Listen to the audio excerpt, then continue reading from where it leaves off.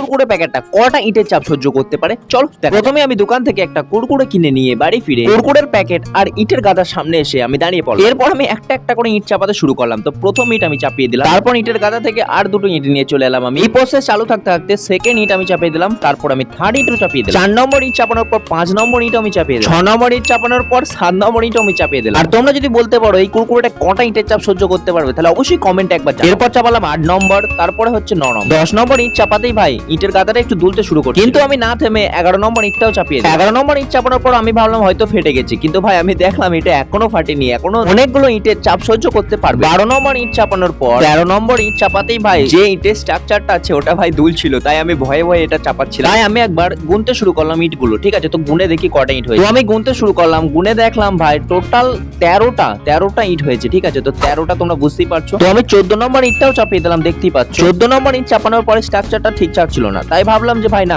ইটগুলো নামিয়ে নি, নাহলে কখন ভাই পায়ে পড়ে যাবে ঠিক নেই। তো আমি এক এক করে সব ইটগুলো নামাতে শুরু করলাম, তারপরে দেখবো কুরকুরের প্যাকেটটার কি হাল। তো বন্ধুরা তোমরা দেখতেই পাচ্ছ কুরকুরের প্যাকেটটা কিন্তু এখনো উকে আছে, মানে একদমই কিচ্ছু হয়নি। 14টা ইট চাপানোর পরও ভাই কিচ্ছু হয়নি, এটা তো দেখে আমি অবাক হয়ে গেলাম। তো এই ভিডিওটা দেখে তোমাদের কেমন লাগলো অবশ্যই আবার কমেন্টে জানাবে। চলো বাই বাই।